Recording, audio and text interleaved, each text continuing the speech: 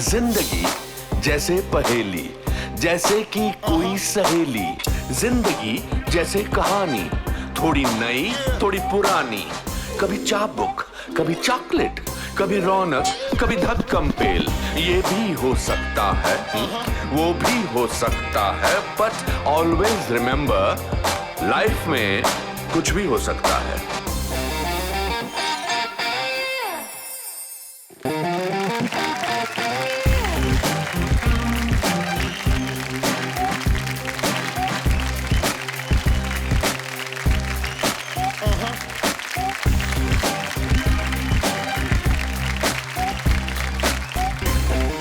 दोस्तों, अगर एक 9 साल का बच्चा मास्टर किशन फिल्म डायरेक्ट करके गिनीज वर्ल्ड रिकॉर्ड बना सकता है तो कुछ भी हो सकता है। अगर 19 साल की उम्र में मार्क जकरबर्ग एक सोशल नेटवर्किंग साइट बनाकर अरबपति बन सकता है तो कुछ भी हो सकता है। और अगर 21 साल की उम्र में नेल्सन मंडेला क्रांतिकारी बनके साउथ अफ्रीका को रंग भेद से आजाद करा सकता है तो कुछ भी हो सकता है।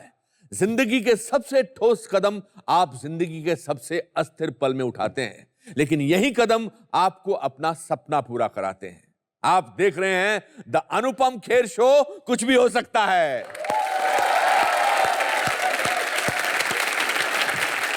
दोस्तों, इस पूरे ब्रह्मांड की अगर बनावट को हम देखें तो हमारा अस्तित्व एक कण के समान है। हम अपनी जिंदगी को इतना महत्व देते हैं, लेकिन इस विश्व के इतिहास में हम सिर्फ एक कंकड़ जितनी कड़ी हैं। तो ऐसा क्यों है कि हम इस जिंदगी में कुछ हासिल करना चाहते हैं, अपना एक मुकाम बनाना चाहते हैं? वो इसलिए क्योंकि एक इंसान में इतनी क्षमता होती है कि वो इस दुनिया का इतिहास रच सके और इसका नक्शा बदल सके। अगर आप इतिहास में देखेंगे तो ऐसे अनगिनत लोगों का नाम पाएंगे जिन्होंने अपनी छोटी उम्र में हमारा आज रचा है, फिर चाहे वो अलेक्जेंडर द ग्रेट हो या गौतम बुद्धा। ऐसे लोगों के लिए मेरी एक कहावत है कि if life is a circle, they live in squares.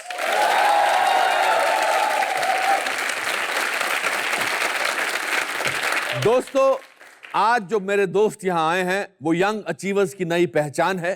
ये प्रतिमा है एक नए जोश, कला और हिंदुस्तान की आजाद सोच की। इनका आत्मविश्वास इस पीढ़ी के स्वतंत्र रवैये को दर्शाता है। मैं स्वागत करता हूं परिणीति चोपड़ा का।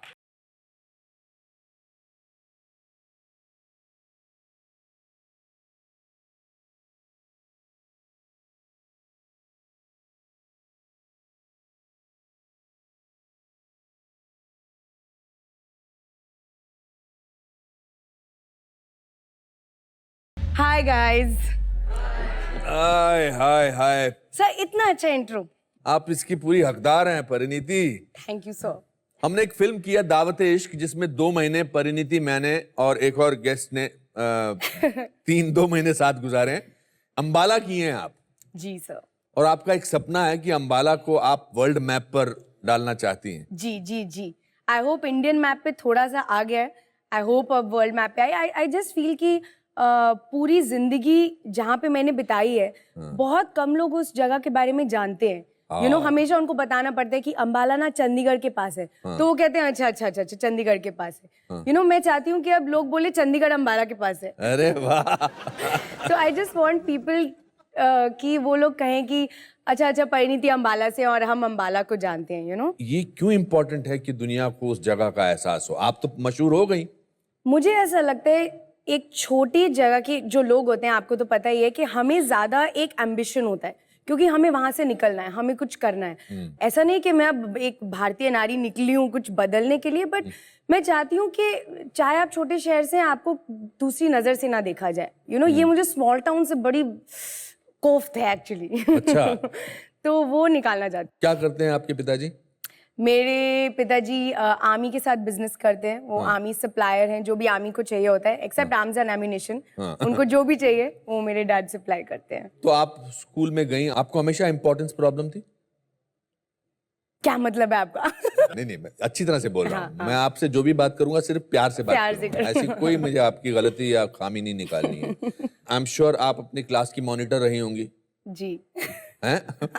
आपकी जैसी लड़की, मतलब पढ़ी लिखी, विद्वान, स्पोर्ट्स में भी अच्छी रही होंगी आप। नहीं, ऐसा एक्चुअली स्पोर्ट्स को छोड़ के मैं सब में अच्छी थी।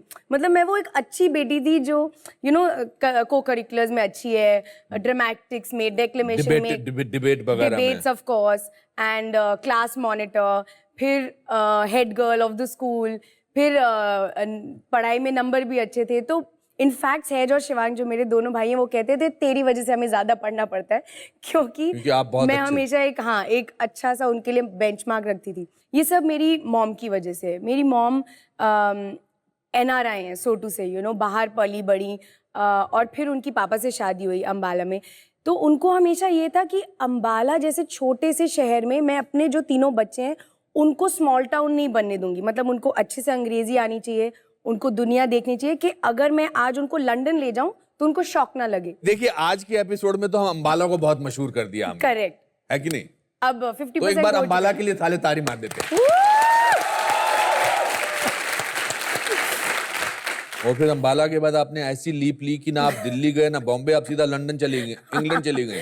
हाँ, वही मेरा प्लान था। मैंने जब मम्मा पापा को बोला कि मुझे बाहर जाना है, तो पहला कंसर्न तो ये था कि हमारे पास पैसे नहीं है बाहर जाने के लिए। तो लोन वोन लेके सब कुछ करके, अच्छे नंबर थे 12वीं में, तो अच्छे कोर्स में, वो सब होता है ना, स्कॉलरशिप वॉलरशिप, वो सब करके फिर मैं बाहर गई।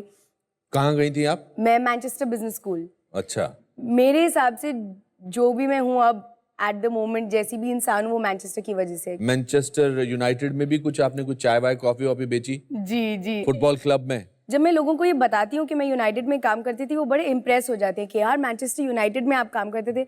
लेकिन मुझे स्पोर्ट से कुछ लगाव नहीं है बिल्कुल भी लाइफ में, तो मुझे तो फर्क ही नहीं पड़ता था। मेरे लिए ये होता था कि दिन के बाद बस वेजेस मिल जाए मुझे, कितना पैसा मिलता था वहां से? मुझे मिलता था 10 पाउंड्स एन आवर, क्योंकि मैं वहाँ पे टीम लीडर थी, केटरिंग। वहां पे भी टीम लीडर थी? ये क्या क्वालिटी थी आप में जहाँ कि आप मॉनिटर बन जाती थी, आप टीम लीडर बन जाती थी? What was that quality? Actually ऐसा नहीं है कि मुझे सब बेस्ट मिलना चाहिए, लेकिन अगर मुझे पता है कि इस चीज में ये बेस्ट वाली चीज है, तो मैं उसी को देखती हूँ और उसी की तरफ काम करती हूँ। उससे कुछ सेकंड बेस्ट मुझे मिले तो मुझे मेरा मूड खराब हो जाता है कि यार वो मिलना चाहिए था। तो आपको 10 पाउंड मिलते थे प्रति घंटे? प्रति घंटे के हिसाब से? तो वो तो काफी होता है स्टूडेंट की काफी लाइफ में। होता है, मतलब ऑफ कोर्स लिमिटेड आवर्स होते हैं, आप उतने ही आवर्स कर सकते हो एक हफ्ते में, लेकिन बहुत होता था। एक्चुअली मैंने अपने डैड को बोला था कि आप मेरी ट्यूशन फीस दो, जो वैसे भी उनको मुश्किल हो रहा था क्योंकि एक लोन था और वो अपने पैसे थोड़े से लगा रहे थे। जो अकोमोडेशन की फीस है, वहाँ रहने पीने सबकी, मतलब अगर मुझे पिक्चर भी जाना है या इंडिया आना है हॉलीडेज के लिए, वो सब मैं दूंगी। तो वो मैं खुद करती थी और पापा सिर्फ मेरी फीस भरते थे। कितनी अच्छी बच्ची है, हाउ वंडरफुल। इस दौर में आपने काफी वेट पुट ऑन किया था? जी, बहुत ज्यादा, बहुत ज्यादा। अच्छा। एक्चुअली मैं उन सालों में वेजिटेरियन बन गई थी, तो मैं सिर्फ पिज्जाज, पास्ताज और सब्स और सब तेल वाली चीजें वो ही खाती थी। मैं इसकी डबल थी एक्चुअली मैं इससे डबल थी, लाइक मैं बहुत मोटी थी। तो आपको मैनचेस्टर यूनाइटेड के बाकी लोग या मैनचेस्टर में जो लड़के बड़के देखते थे तो आपको दिल नहीं करता था कि मेरा कोई मुझे नहीं देखता था मैनचेस्टर में, सर सीरियसली कोई मेरी आप बहुत किसी को देखती थी? हाँ, सबको।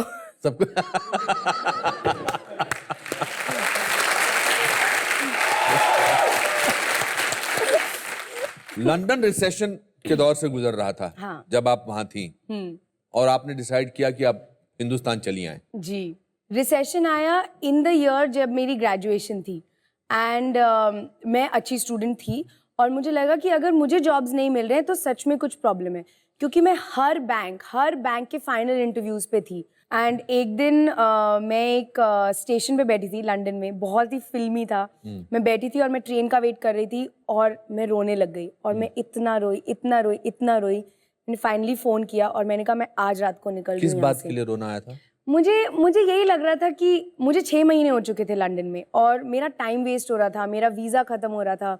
मुझे बहुत ज़रूरी था कि मुझे जॉब मिल जाए, मतलब सेल्फ पिटी भी मुझे बहुत ज़्यादा हुई उस टाइम कि यार मेरी गलती नहीं है और मुझे जॉब नहीं मिल रहा है। तो इस दौरान आपने हिम्मत हारी या आपने अकेलापन महसूस किया? दोनों। उस दिन मुझे दोनों हो गया था।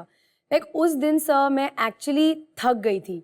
ये आई थिंक सिर्फ फिल्मों में होता है जब हम कहते हैं मैंने हिम्मत नहीं हारी, लेकिन सच में उस टाइम जब होता है ना, आप बिल्कुल टूट जाते हो।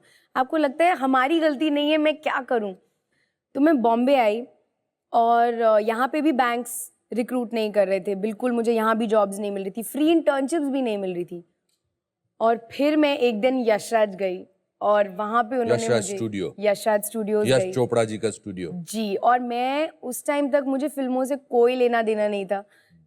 मेरी बहन एक सुपरस्टार थी बट उतना ही था, मुझे फिल्मों से कुछ प्यार नहीं था, मैं तो फिल्में देखती भी नहीं थी। एंड यहाँ पे उन्होंने मुझे एक इंटर्नशिप पे रखा। हम बाय द वे जिस स्टूडियो में हम शूटिंग कर रहे हैं वो यशराज यशराज स्टूडियो स्टूडियोज है है। और इसलिए इस स्टूडियो की और शो की वाइब्स बहुत अच्छी हैं बिकॉज ये यश जी अपनी वाइब्स भेज रहे हैं इस शो में। तो पहला एक्टर कौन देखा था आपने इस स्टूडियो में? वो दिन मैं नहीं भूल सकती क्योंकि वो मेरा मुझे देखकर फेवरेट इतना खुश एक्टर होने की जरूरत नहीं है। बस बताओ। सो मेरा फेवरेट एक्टर सैफ अली खान को मैंने बाहर ही देखा था। मगर तब भगवान की दया से आप अभी भी माशाल्लाह से ऐसी ही थी। उस अच्छा साइज की थी। अच्छा, उन्होंने आपको देखा था? वो नहीं देख पाते मुझे बिल्कुल। आई डोंट थिंक उनके आप तो पास कैसे कोई नहीं देख रीजन था। पाते? सामने से कोई आ रहा है तो आपके जैसा उस समय। मैंने उनको देखा और मैंने कहा ओ गॉड ओ गॉड ओ गॉड ओ गॉड, मैं अंदर घुस गई, मेरा ऐसा था। एंड वो बट यू बाहर liked him before that? O yes, मैं सैफ अली खान की मतलब दुनिया में सबसे बड़ी फैन हूँ। अच्छा। और मुझे याद है उस दिन मैंने लंच खाया था यशराज में और यहाँ पे एक टिश्यू पेपर मिलता है जिसपे यशराज का लोगो है और आज तक मेरे पास वो टिश्यू है, मैंने अपने वॉलेट में रखा हुआ है। और कोई अंदाजा नहीं था कि आप एक्ट्रेस बनना चाहती हैं? कुछ नहीं, मैं एक्सपीरियंस ले रही थी कि मैं वापस जाके पढ़ पाऊँ और उनको एक्सपीरियंस दिखा पाऊँ कि मैंने कंपनी में काम किया हुआ है। बट आई थिंक कुछ और ही प्लान्स थे मेरे लिए भगवान के। 1.5 साल मैंने यहाँ काम किया।